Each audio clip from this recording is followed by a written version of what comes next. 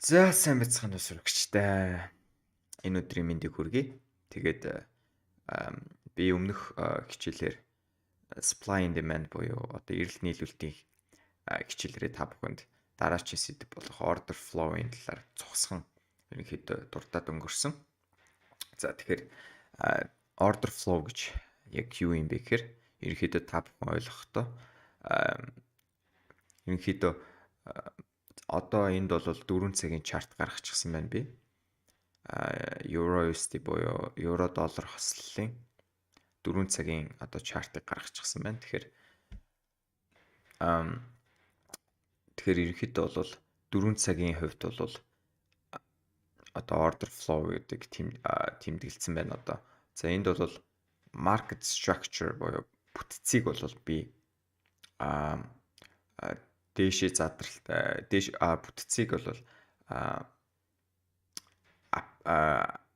uptrend-ийг бол цэнхэр өнгөөр downtrend-ийн бүтцийг бол ягаан өнгөөр тэмдэглэчихсэн байна. Тэгээд ерөнхийдөө бол бүтц болон order flow-ын ялгааг бол ингээд тусад нь тэмдэглээд тайлбарлавал илүү ойлгомжтой болох болов уу гэсэн үднээс ингээд тэмдэглэсэн байна. Тэгэхээр ялгааг нь бас та бүхэнд тайлбарлана. Тэгэхээр ерөнхийдөө order flow бүтэц хоёрын ялгаа тэгээд order flow бүтэц хоёрыг хэрхэн хослуулж одоо нэмэлт баталгаа болгон одоо ашиглаж илүү одоо арилжааныхаа магадлалыг ихсгэж илүү амжилттай арилжах вэ гэдэг талаар бол та бүхэнд өнөөдрийн хичээлээр заана.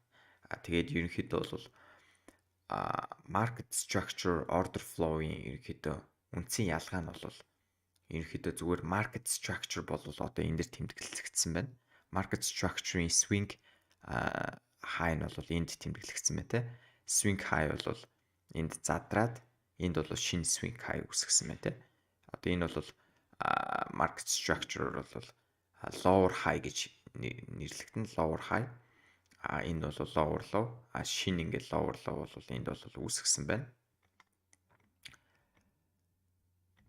Шинэ lower low энд үүсгэсэн байна. Тэгээд энэ өмнөх одоо lower high маань эвдэгдсэн цагт л ерөнхийдөө бол тренд маань эргэх тал руугаа шилжсэн одоо uptrend руу шилжлээ гэж бид нар хардаг шүү дээ. Тэгэхээр энд бол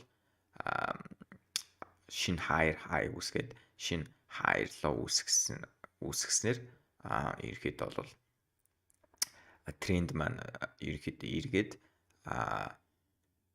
downtrend байсан болвол uptrend руу шилжсэн байх нэ гэж харагдаж байна те.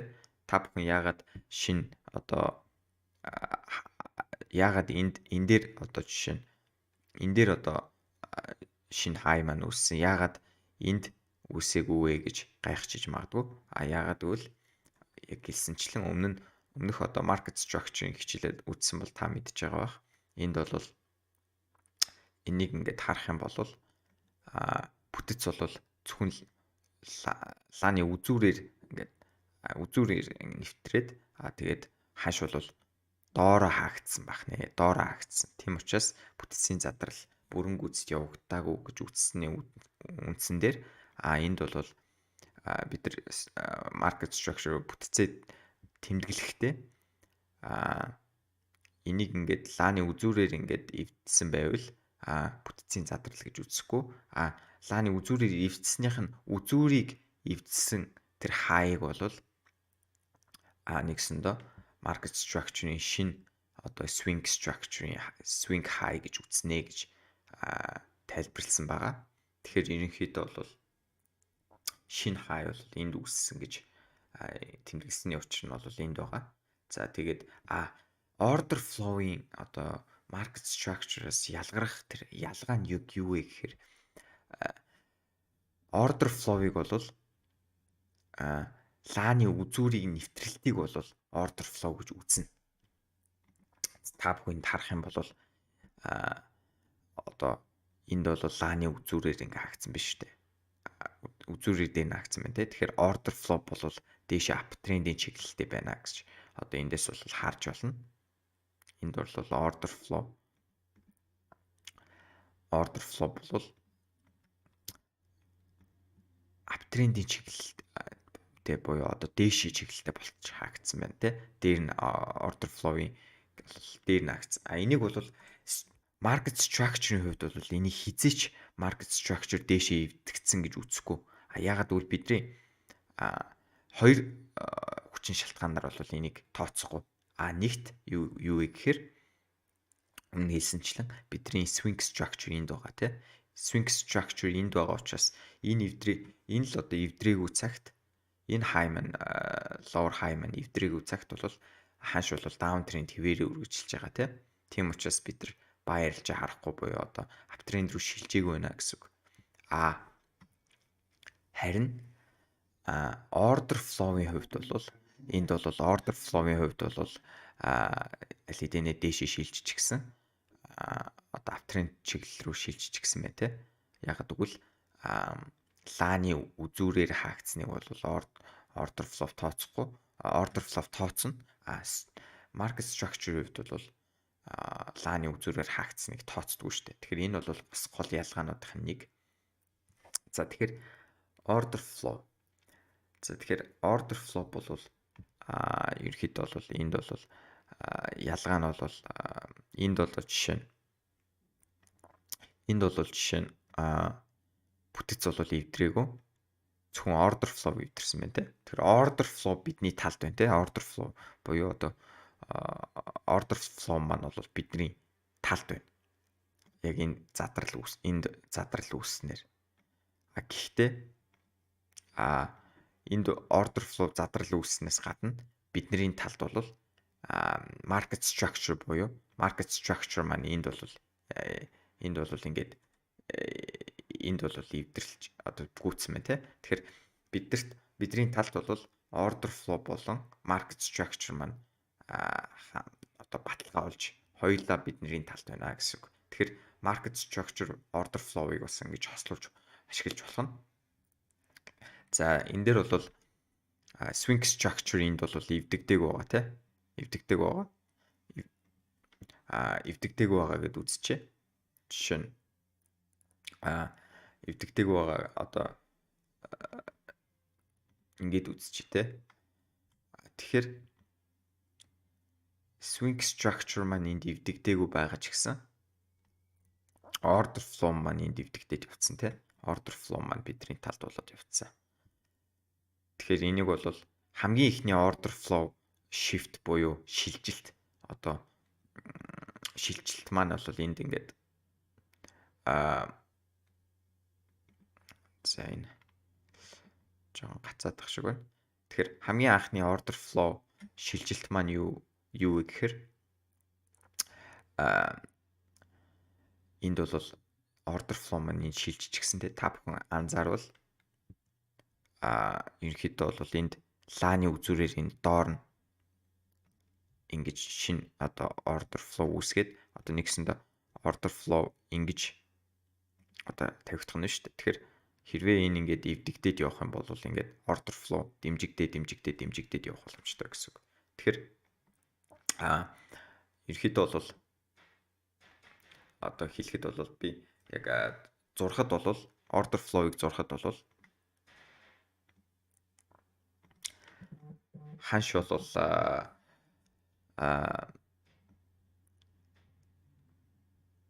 ингээд дэмжигдээд явах боломжтой байдаг. Тэгэхээр энд бол ингээ order flow үүссэн. Энд бол order flow дэмжигдсэн. Энд бол order flow дэмжигдсэн тий. Ингээд явдаг. Тэгэхэд энд бол бас одоо яг энэ биелсэн биш үү те. Лааны үзүүрээр доошоо лааны үзүүрээр одоо нэвтлээд дээшээ гарсан тий. Дээшлээд энд бол бас лааны бас үзүүрээр үзүүрээр хаагдсан. Тийм учраас энэ бол бас order flow гэж явагдана. Тэгэхээр ханш ингээд дээшлээд ингээд дэмжээд order flow одоо хүндлээд явах боломж одоо магадлал ихссэн гэсэн үг. Тэгэхээр энд бол жишээ нь шинэ order flow үүссэн. Тэгээд эхний order flow shift буюу шилжилтийг бол change of character гэж нэрлэдэг. Та бүхэн энийг тэмдэглээд аваарай. Change of character буюу Одоо ерөнхийдөө бол ханшийн одоо хандлага бол өөрчлөгдөж байгааг хэлж байгаа. Энд бол анхны change of character явагдсан байна. За энийг бол бид нар товчлоод chock гэд нэрлэждэг байхгүй юу? Chock гэд нэрлэждэг. Тэгэхээр та бүхэн цаашдаа chock гэх юм бол order flow-ийн хамгийн ихний шилжилтийг бол chock гэд нэрлэждэг гэд ойлгочих болно. Тэгэхээр order flow гэж юу вэ гэхээр одоо энэ 4 цагийн чарт байгаа. Тэгэхээр 15 минут руу шилжүүлээд харах юм бол бидний хувьд зүгээр structure болоод ирчихнэ гэсэн үг. Яг л бүтцийн бүтц болоод ирчихнэ гэсэн үг. 4 цаг дээр бүтц болж чадахгүй байсан шалтгаан нь яагаад гэвэл одоо ханшийн арай нөгөө нэг баглаа одоо хэлбэрсэн.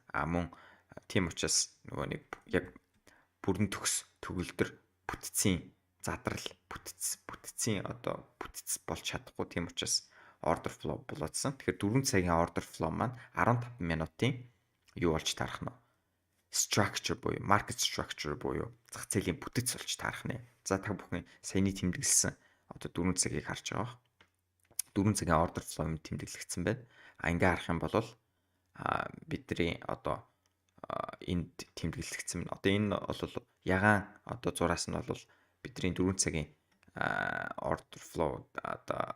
order flow шүү дээ. Тэгэхээр энд бол 15 минут руу шилжүүлсэн чинь яг л бүтц шиг сайхан хэлбэршээд одоо энд бол жишээ pullback явсан биш үү дээ.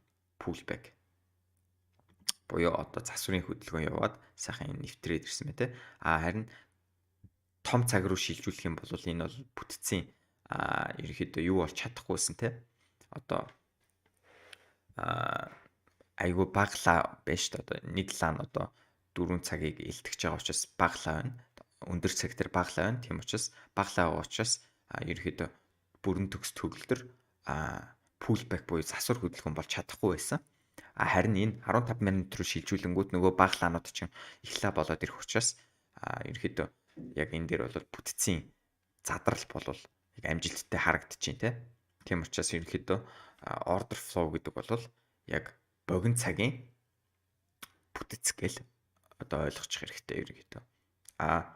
15 минутын одоо энд бол 15 минутын чарт харагдаж байгаа шүү дээ. Тэгэхээр 15 минутын order flow жишээ нь order flow юу болж таарах вэ гэхээр 1 минут буюу 1 минут, 2 минут, 3 минутын одоо жишээ нь бүтц болж таарах нь шүү дээ. Тэгэхээр ийм одоо хэлбэр гэсэн үг. Тэгэхээр та бүхэн ингээд ерөөхдөө ингээ хэлбэр аргаар ойлгочих хэрэгтэй гэж зөвлөе.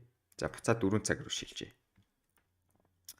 За буцаад 4 цаг руу шилжих юм бол буцаад 4 цаг руу шилжье. За шилжиж эхлэе. Бим. За тэгэхээр 4 цагаа цааш нь ингээ гүйлгээ явуулъя. Би та бүхэнд илүү дэлгэрэнгүй тайлбарлахын тулд олон жишээ авч тайлбарлах болно. Тэгэхээр энэ order flow-ыг бол шууд одоо нөгөө зах зээлийн одоо жишээн дээр шууд тайлбарлаж гаргаж байгаа учраас та бүхэн илүү ойлгомжтой болох байх гэж найдаж байна. За тэрийг арилгачих. Тэгэхээр order flow-ыг ерөнхийдөө бүтцтэй хослуулж ашиглах юм бол таны арилжааны тэр магадлал, арилжаа бүрийн чинь магадлал илүү одоо өндөр болж ирнэ. Яагаад гэвэл ингээд энэ бол маш томоохон одоо нэмэлт баталгаа болж ирдэг. Та бүхэн харах юм бол order flow дандаа дэмжигдэж явагдсан байгааг харж байгаа. Order flow-ын дэмжигдсэн байна. За order flow дэмжигдсэн байна. За энэ ягаан зурааснууд нь би order flow шилжиж байгааг харуулдаг байгаа гэсэн шүү. Order flow шинэ order flow үүсэж байгааг харуулдаг байгаа гэсэн. Ерөнхийдөө бол 4 цаг дээр бол ерөнхийдөө бүтц маань бол энд харагдаж байна те. Энд бол бүтц маань бол харагдаж байна. Энэ бол бүтцийн swing low гэж явна. Swing low маань энд л эвдэрсэн мэ те. Эвдэрэхдээ энэ бол шинэ order flow энд үүсгэсэн байна. Энэ order flow дэмжиж таашруулбал буцаад унаад дахиад order flow эвдээд тэгэхээр order flow маань бол энд бол бүтэцтэй бас давхцаж чинь те энд бол бас давхар бүтэц задарч ийн гэсэн үг. Тэгэхээр энэ бол order flow бүтэц хоёр хоёулаа ингээд задарч ийн гэсэн үг. Тэгэхээр энд бол зөвхөн order flow задраад шинэ order flow үүсгэсэн байсан бол энд бол бүтэц маань бас order flow-тай хамт ингэж задарсан биш үү. Тэгэхээр бас нэмэлт баталгаа болно гэсэн үг. Тэгээд энд бол жишээ нь шинэ order flow үүсээд хааш бол ерөөхдөө шинэ order flow үүсгээд бүтцээ эвдсэний дараа order flow маань бидний одоо энэ бүтцтэй ерөөхдөө бол одоо aligned гэж ярьдаг юм да. Ерөөхдөө холбогдож одоо нэмэлт баталгаа болсноор хааш буцаж эргэж ерөөхдөө order flow-го шалгаад доошоо хэрэг унтсныг та бүхэн харж байгаа бах. Тэгэхээр ерөөхдөө бол order flow-ыг ерөөхдөө бүтцтэй хослуулж ашигласнаар ямар одоо үр дүнтэй байгаа гэдгийг бол харж байгаа бах гэж найдаж байна. Тэгээд энд бол жишээ нь дахиад болоо order flow маань үүссэн байна те. Энд бол дахиад order flow үүссэн байна. Order flow дахиад хааш шалгасан байна те. Шалгаад унсан байна те. За тэгэхээр энд дахиад order flow үүсгэсэн байна. Order flow мөн адил дахиад шалгаад унсан байна те. Дандаа ингээд order flow шалгаад унаад байгааг харж байгаа. Яагаад гэвэл бас ингээд бүтэцтэй ингээд хослоод ингээд бүтэц одоо ерөнхийдөө down trend рүү шилжчихсэн шүү дээ. Тэгэхээр бүтэц дандаа доошо задарч байгаа. Эднэр бол бүгдээрээ үнэ хэлсэнчлэн бүтэцүүд тахгүй юу? Энийг анх бүтэц одоо down trend рүү шилжээгүй байх үед бол ерөнхийдөө order flow маань бол ингээд зөвхөн ганцаараа дангаараа order flow маань ингээд хэлбэршээд ерөөхдөө бүтэцтэй хамтрал үүсгээгүй одоо бүтэц маань мэдрийн одоо жишээ нь эндээс sell арилжаа буюу одоо short арилжаанд орлоо гэж бодоход бидний бүтэц маань бидний талд эргээгүй байхад одоо жишээ нь short арилжаанд энд бол орох боломжтой байсан. Тэгэхээр арай бага магадaltaй гэсэн үг. Нэгсэндөө зөвхөн одоо жишээ нь энэ бол 4 цагийн чарт шүү дээ. Тэгэхээр зөвхөн 15 минутын бүтцийн задралаас үүдээд short арилжаанд орчихлоо гэсэн үг байхгүй юу? Ер нь бол яг ингээ ойлгочих юм бол та бүхэн энийг тэмдэглээд аваарай. Зөвхөн одоо жишээ нь бага цагийн дунд цагийн одоо энд бол 4 цагийн чарт учраас би 15 минутыг онцолж ярьж байна. 15 минутын бүтцийн задрал бол энд явагдсан биз дээ. Тэгэхээр 15 минутын бүтцийн задрал дээр үндэслээд бүтцийн одоо задрал одоо ерөнхий задрал гэх юм ааши одоо бүтцийн эргэлт биш үү? Одоо хааш бол энд бол ингэж задарснаас үүдээд ерөнхийдөө хааш down trend руу шилжиж штэ. Энд бол дахиж double confirmation аваад тэгээд ингэж шилжиж штэ. Зөвхөн одоо 15 минут руу энийг харах юм бол бүтцийн задрал болж харагдана л да 15 минутаар сайхан одоо яг бүтцийн задралыг бүрэн гүйцэд харагдана. Харин 4 цагийн хувьд бол энэ бидний swing structure эвдрээгүй байгаа тийм. Тэгэхээр эндээс энэ хооронд бол sell арилжаанд орох нь бол эндээс энэ хооронд order flow-ын хослолтой market structure-ыг хослуулад орсноос бага магадaltaй гэж та бүхэн ойлгож байгаа. Тэгэхээр 4 цагийн бүтцийг order flow 4 цагийн order flow буюу 15 минутын market structure-тай хамтд нь хослуулж ашигласан арилжаанууд бол энэ хооронд байна. Тэ? Харин order flow буюу одоо 4 цагийн order flow буюу 15 минутын market structure дангаараа sell зааж явах буюу одоо доошоо чиглэлтэй down trend рүү down руу шилжээд доошоо задарсан байхад энэ арилжих буюу арилжаанд арилцсан тохиолдолд энд одоо арилж энэ дотор одоо арилж штэ. Тэгэхээр энэ бол ерөнхийдөө асуултын тэмдэг үлдэн штэ. Ягаад гэвэл бас бидэрт одоо хитрхийн өндөр магадaltaй арилжааг л одоо бид нар илэрхийлж байгаа штэ. Тэгэхээр энэ бол хооронд бол би бас хаяа ерөнхийдөө арилждаг. Гэхдээ ерөнхийдөө бага магадaltaй гэдгийг мэдэж одоо эрсдлийг хүлээж одоо энэ хооронд бол арилжих бол бага магадaltaй арилжаа. Яагаад гэвэл энэ бидний 4 цагийн одоо market structure маань бол энд эвдрээгүй байгаа гэдгийг толгоондоо ухаарад энэ бол алдагдал хүлээх магадлал бас байгаа. Тийм өндөр магадaltaй арилжаа биш ээ гэдгийг бол толгоон дотор ухаарцсан байгаа байхгүй ухаарцсан. Тийм учраас 4 цагийг бол market structure-ыг хослуулад доошоо энд бол энэний хооронд бол арилжахтаа бол би илүү тийм итгэлтэй арилжаандаа бол арай итгэлтэй байна гэсэн үг. Ягаад гэвэл нэмэлт баталгаа болох market 4 цагийн market structure бидний талд байна. 15 минутын market structure буюу order flow маань бидний талд байна тий. Order flow маань бидний талд байна. Тийм учраас би одоо олон зүйл ингээ холбогдсон sale арилжаанд орох олон баталгаа одоо авч штэ. Тийм учраас би арилжаанд илүү одоо итгэлтэй одоо оролцсноо гэсэн. Тэгэхээр ерөнхийдөө бол сэтгэл зүйн хувьд бол илүү хялбар болоод ирнэ гэсэн үг.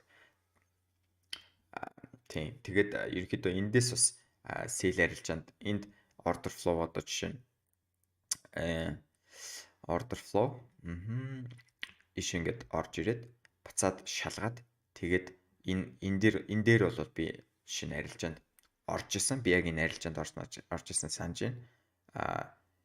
Энд бол ороод ерөнхийдөө бол би энд орохдоо энэ 4 цагийн market structure дээр market structure-ийн дээр ирэхэд би ихэнх ашиг авсан. Ягаад гэвэл ханш бол 4 цагийн market structure эргээгүй багад буцаад ингээд өсөж явчих магадaltaй.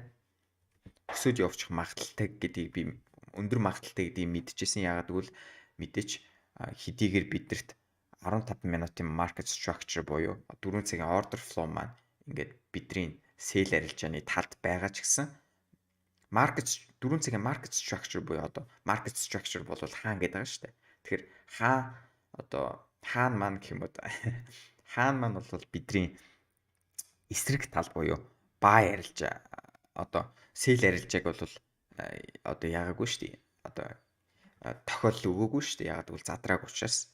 Тэгэхээр энэ үед бол би энэ 4 цагийн structure-ийн ойролцоо одоо level дээр хурж ирэхэд одоо тодорхой цэг дээр хурж ирэхэд бол ихэнх ашиг авсан. Буюу одоо 80% ашиг авсан. Тэгээд үргэлжлүүлээд дараа нь задраад шинэ order flow үүсгээд буцаж тэрийг шалгаж хагаад энд бол дахиад арилжаанд орж исэн. Тэгэхээр ерөнхийдөө бол энэ дээр өмнөх арилжаа нь бол ихэнх ашиг энд хаасан учир нь бол та бүхэн ойлгосон бах. Ерөнхийдөө бол market structure бидний 4 цагийн market structure маань бидний эсрэг талд байсан гэсэн үг. Тэгэхээр ерөнхийдөө бол order flow-ыг та бүхэн ерөнхийдөө бол ойлгож байгаа байх гэж найдаж байна. Ерөнхийдөө market structure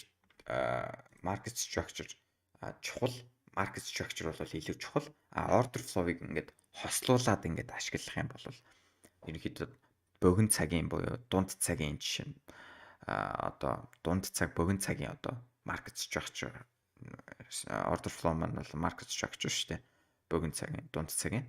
Тэгэхээр дунд цаг богино цагийнхаа market structure-тэй том цагийнхаа market structure-ыг ерөнхийдөө хослуулад хоёулаа нэг сигнал тохиолдол зааж байгаа тохиолдол орох юм бол таны арилжааны оновч болов өндөр байх нэ гэж ойлгох хэрэгтэй.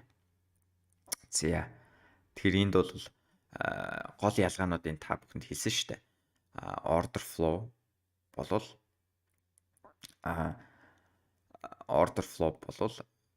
market structure-аас бас ялгаж байгаа нэг одоо шалгуур нь бол order flow үзүүрээр ивдэхэд бол лааны үзүүрээр ивдэхэд бол order flow бол эргэж ийн order flow одоо үүсэж ийн гэж бол тооцно. Харин market structure буюу бүтцээр бол үздэггүй, тэгж үздэггүй. Тэгэхээр ийм ялгаатай байгаа. Тэгэхээр энэ дээр бол та бүхэнд бас бүр илүү харагдаж байна. Market structure бол ингээд доошо ивдэгдсэн тий. Доошо ивдэгдсэн. За би энийг арилгаад өгье. За. Тэгэхээр market structure бол ингээд ивдэгдсэн тий. Ивдэгдээд ерөөхдөө order flow маань бидний талд гарчихсан тий. Order flow маань бидний талд гарчихсан. Энд бол order flow маань хэлбэрчсэн байна. Мөн market structure нь бидний талд орсон байна тий. Тэгэхэд одоо энд бол дахиад энд бол үзүүрээр ивдсэн байгааг харж байна тий та бүхэн. Тэгэхээр үзүүрээр ивдсэн байгаа учраас энд бол шинэ бол order flow shift маань бол ингээд дээш чиглэлтэй болж байна гэсэн үг. Дээш чиглэлтэй болж байна. Тэгээд энэ лаа маань ерөөхдөө бол шинэ order flow үүсгэж штэ. За харал шинэ order flow үүсгэж байна. Шинэ order flow буюу одоо энэ маань бол buy order flow одоо ерөөхдөө дээш хандлагатай болж ирж байна те. Энэ бол шинэ order flow үүсгэсэн. Дараа нь бол дахиж ивдэгдээд доошо ивдэгдээд тэгээ sell одоо ерөөхдөө доошо чиглэлтэй bearish одоо order flow үүсгэсэн бай тээ. Тэгэхээр ингээд явах нь одоо жишээ нь order flow бол энд жишээ нь эргэж штэ. Саяны жишээ бол жоохон та бүхэнд ойлгомжгүй байсан байх гэж бодож байна. Тийм учраас энэ дээр дахиад тайлбарлачаа. За энд бол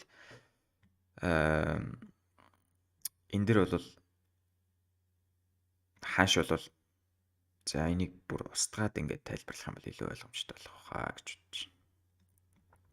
За хааш бол ингээд order flow маань бидний хэдийгээр swing structure ивдэгдээгүй ч гэсэн order flow бидний талд биш шүү дээ. Тэгэхээр одоо жишээ нь жишээлбэл одоо энд order flow ивдэгдсэн ч гэсэн одоо ингээд лааны үзүүрээр ч гэсэн ивдэгдсэн гэж тооцсон шүү дээ. Тийм учраас энэ бол order flow бидний талд болсон. Одоо bullish буюу дээшийн хандлагатай order flow үүсчихсэн байна. Тийм учраас бид нар бас эндээс buy арилжаанд орох боломжтой бас боломжс үүсэж гин гэсэн үг. Тэгээд ингээд харах юм бол цаашаа явуулж үзье. За энийг дахиад үзүүрээр ингээд доош ивдчихлээ энэ order flow. За тэгэхээр ингээд order flow доош ивдчихээр бидэрт bearish order flow үүсэж чинь шинээр order flow үүсэж чинь буюу энэ цэгээс энэ цэгийн хооронд ерөөхдөө бол order flow шинэ order flow үүсэж чинь яг гэвэл ингээд дээш яваад дахиад order flow маань доош энэ нөгөө нэг өмнөх order flow маань уучлаарай. За энэ нөгөө нэг өмнөх одоо энэ order flow маань доош ивдэгдсэн учраас шинэ order flow үүсэж чинь шинэ order flow маань бол ямар order flow бэ гэхлээр ямар order flow бэ гэхээр за би өнгийг өөрчлөөд өгье. Bearish order flow буюу доош хандлагатай order flow гэд би улаанаар sell order flow ерөөдөө доош хандлагатай order flow гэдгийг гэрчлээд улаанаар тэмдэглэжлээ. Тэгэхээр хааш бол дахиад шинэ order flow үүсгэсэн. Тэр нь болохоор одоо bearish order flow байх нэ. За явуулаад үзье. За энд бол дахиад нэвтэрсэн. Тэгэхээр дахиад нэвтэрсэн учраас дахиад шинэ order flow үүсгэсэн тий. Тэгэхээр шинэ order flow маань бол buy чиглэлтэй order flow буюу bullish order flow. Тэгэхээр bullish order flow учраас би нэг буцаад цэнхэр өнгөөр тэмдэглэжтэй. За нэг цэнхэр өнгөөр тэмдэглэжээ. За тэгэхээр хааш бол буцаж өсөөд тэгээд одоо энэ bullish order flow-тай учраас bullish order flow шалгаад дэше өсөх магадлал өндөр болсон гэсэн үг. Тэгэхээр харъя. За дахиад нөгөө нэг bullish order flow үүсгэж гисэн байсан. Тэрийг шалгаад тэгээд дахиад өсөж байна те. За энд бол дахиад шинэ order flow үүсгээд тэгээд дахиад эвдэлсэн байна те. За тэгэхээр ингэж эвдлэхдээ яасан байх нь бидний өмнөх swing structure эвдрээд бүтэц одоо бидний талд орж ирж штэ. Тэгэхээр бүтэц эвдэрсэн учраас бас pullback орж ирэх магадaltaй гэж бид нар үүсэх хэрэгтэй. Pullback орж ирэхдээ буюу засвар хөдөлгөөн орж ирэхдээ өмнөх order flow-ыг шалгаад дээш өсөх магадлал өндөр байна гэж бас таамаглал төвшүүлэх бид нар боломжтой гэсэн үг.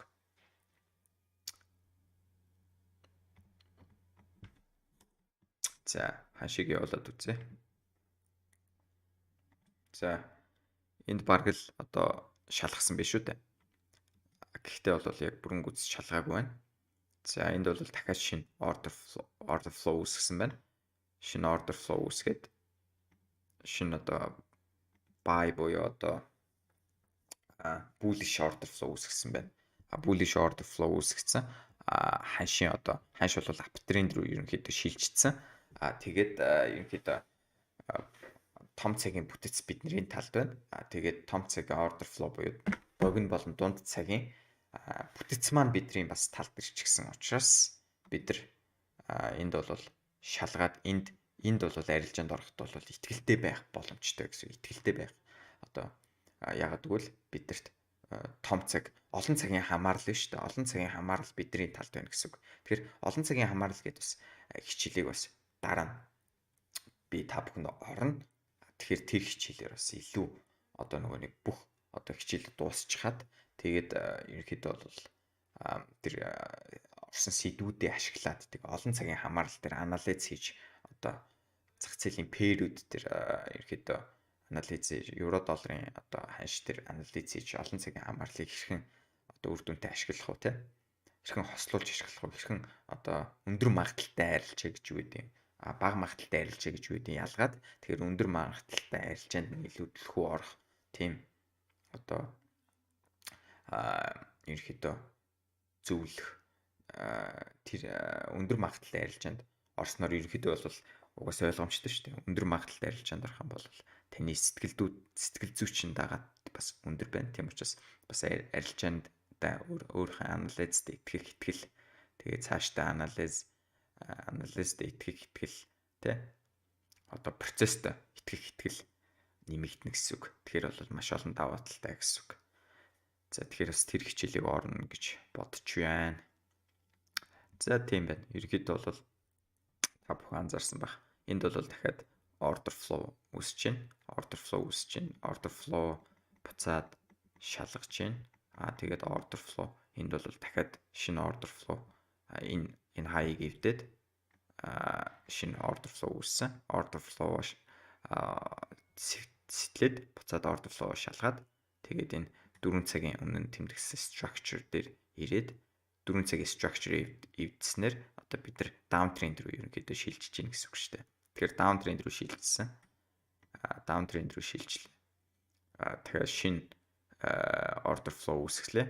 Шинэ order flow үүсгээд задлаа. Буцаад шинэ order flow шалгаж байна. За буцаа яах нь харъя. Boom. За тэгэхээр ерөнхийдөө бол order flow-ыг ерөнхийдөө бол хэрхэн market structure-тэй хослуулж ашиглах мөн order flow болон market structure-ийн ялгааг таньж мэдэх мөн бас чухал зүйл байгаа.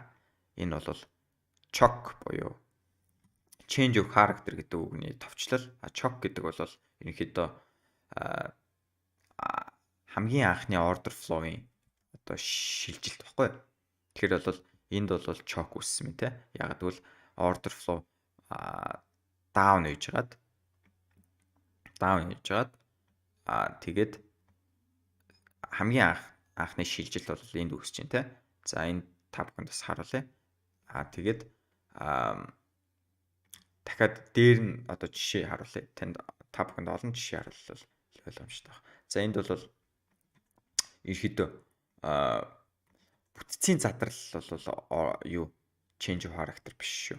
Тэгэхээр ерөөдөө бол та бүхэн тайлбарлах юм бол энд бол change of character явагдаж байна. Энд бол change of character буюу choke маань үүссэн байна. Тэ. Яг гэвэл uptrend буюу тренд явж байгаад тэгээ хамгийн анхны order flow shift буюу шилжилт order flow-ын шилжилт буюу down руу шилжсэн байна шүү дээ. Дандаа ингээд bullish order flow-д явж байгаад bearish order flow шилжээд энд бол задрал үүсгээд бол энэ бол choke гэж явагдана. Choke буюу change of character. Change of character гэдэг нь болохоор change гэдэг нь бол өөрчлөлт гэсэн үг. Character гэдэг нь болохоор зан төлөв гэсэн үг. Тэгэхээр зан төлөвийн өөрчлөлт буюу ханшийн зан төлөвийн өөрчлөлт гэж та бүхэн ойлгочих хэрэгтэй. Тэгэхээр би дараачаас choke гэдээ явах юм бол та бүхэн шууд ханшийн зан төлөв өөрчлөгдөж байна. Ерөнхийдөө бүтцийн swing structure эвдээгүй ч гэсэн ерөнхийдөө swing structure руу унах магадaltaй. Мөн swing structure ерөнхийдөө ханш бол downtrend руу шилжих магадлал бас үүсэж байна гэж ерөнхийдөө ойлгох хэрэгтэй. Uptrend-ийн үед choke явагдах юм бол мөн downtrend-ийн үед choke явагдах юм бол за ханш бол ерөнхийдөө би энэ хүртэл bearish байсан. Тэгээд choke явагдсанаас хойш бол choke буюу энд бол choke явагдаж байна те. Choke явагдсанаас бол choke-ийг бол бас order flow shift хамгийн анхны order flow shift учраас ерөнхийдөө лааны үзүүрээр нэвтэлсэн тохиолдолд choke гэд тооцоод явчихдаг учраас лааны үзүүрээр итэх юм бол бас choke явагдсанд тооцдог байгаа. Тэгээд бас нэмээд бас цус дуртчихад бол бид нар өмнөх хичээлүүд дээр inside bar гэдээ үзсэн шүү дээ. Inside bar буюу хоёр том хоёр лааны өмнө нь дунд нь ингээд хавчуулагдсан sell ч юм уу buy ч юм уу candle шүү дээ. За энд бол buy гэдэг ячээ. За энэ дэр бодит жишээн дээр тайлбарлаж амар ах.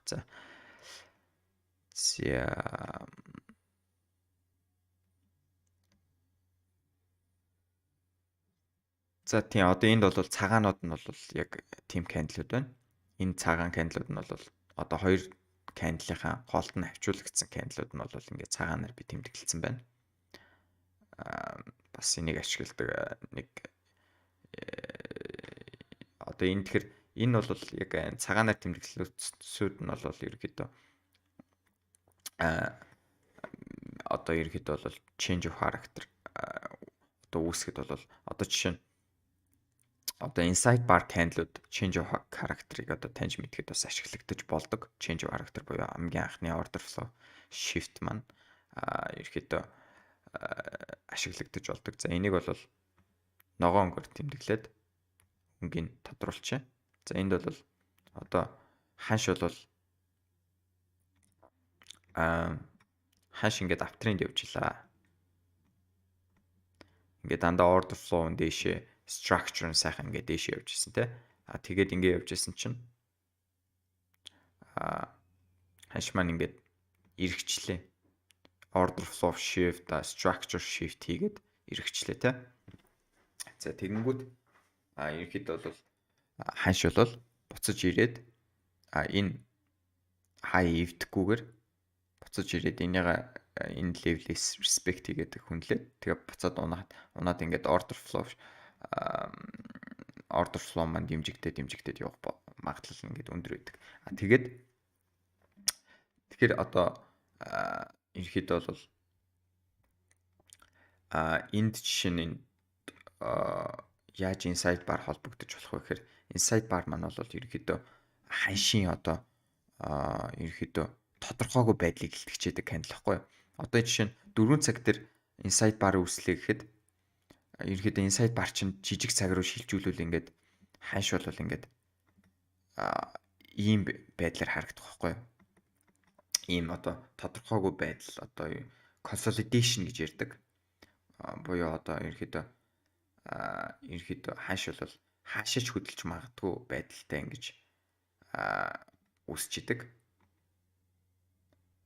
Тэгэхээр ханш бол ийм байгаа тохиолдлыг бол ханш бол 15 минут төр ийм ингээд олон candle гаргаад зураг үзүүлж байгаа ч гэсэн 4 цаг дээр жишээ шилжүүлвэл 4 цаг руу шилжүүлэх юм бол ерөөдөө ийм insight bar гарч ирнэ.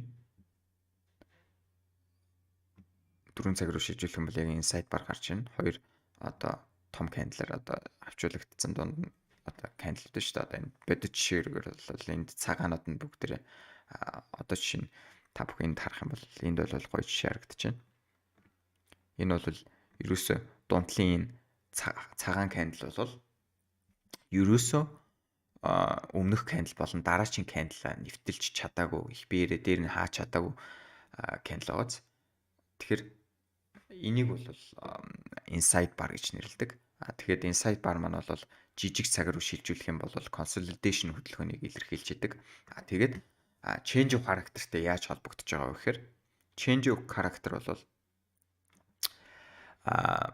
ерөнхийдөө бол order flow одоо ингээд дээшээ шилжээд энэ бол бидний одоо bullish order flow гэж ирсэн шүү дээ. Тэгэхээр bullish order flow маань буцаад ингээд uptrend-ийн үед одоо энэ хамгийн дээр нь одоо оройны төгсгөл болж одоо үүсээд тэгээд ингээд шинэ ингээд order flow үүсээд ингэснээр бол change of character явагдаж байгаа байхгүй. Та бүхэн харах юм бол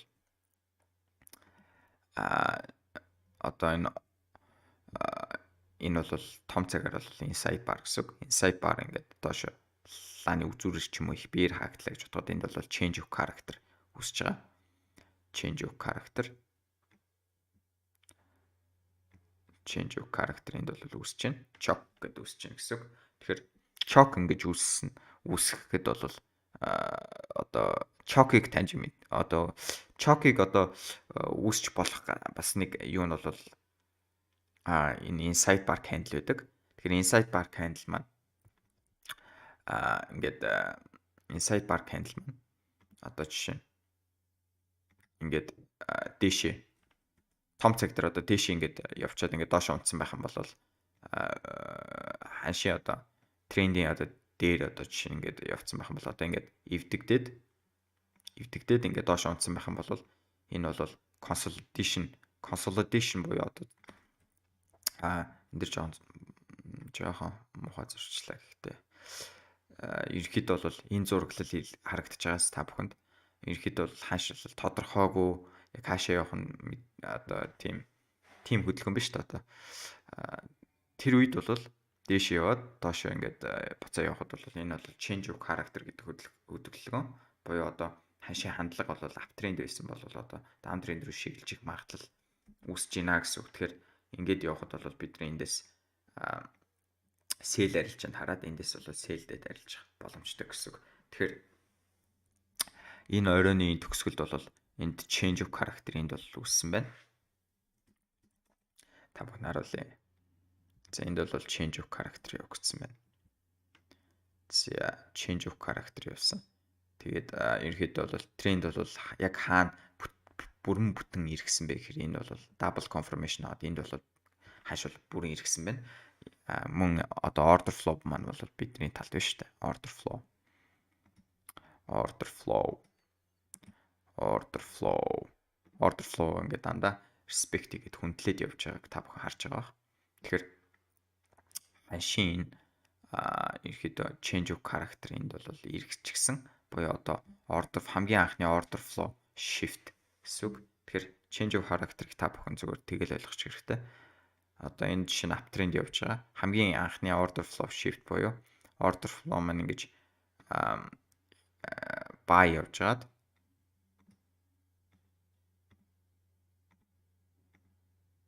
байгаад за энийг би улаангт болчихъя. Ингээд sell руу шилжиж байгаа. Bearish order flow болж ирж байгаа. Энэ анхны одоо юуг бол change of character гэж нэрлэдэг байгаамаа. За ерөнхийдөө бол их ойлгомжтой дэлгэрэнгүй аль болох мэдээлэл ерөнхийдөө мэдээллээр баялаг хичээл болсон байх гэж бол бүрэн итгэлтэй байна. Та бүхэн ерөнхийдөө өнөөдрийн сэдвээ дүгнээд хэлэх юм бол та бүхэн маш олон одоо зүйлийг ойлгосон байх гэж найдаж байна. Order flow болон market structure-ийн ялгаа, хэрхэн хослуулж ашиглах, мөн change of character гэж яг юу болох талаар ойлгосон байх гэж бодож байна. Тэгээд энэ хичээлээ өвгөр дуусгая. Тэгээд дараагийнхаа хичээлдээ идэвхтэй оролцоорой гэж хүсэж байна. Тэгээд та бүхэн тэмдэглэл хөтөлсөн бол хичээлээ бас ойлгоогүй бол дахиад үзээрэй. Энэ бол маш миний бодлоор маш одоо олон мэдээллийг агуулсан маш одоо үн цэнтэй мэдээлэл одоо хаанч заагаагүй тийм үн цэнтэй мэдээллүүдийг олгож байгаа учраас та бүхэн тэмдэглэл хөтлөөд ойлгоогүй дахин хичээлүүдэд давтаж үзэх юм бол та бүхэн дахин давтаж үзэх тусмал шин зүйл яг нэг хичээлээсээ сурна гэдэгт бол бүрэн итгэлтэй байна. Тэгээд дараагийн хичээлээр уулзлаа. Түр баяртай залуусаа.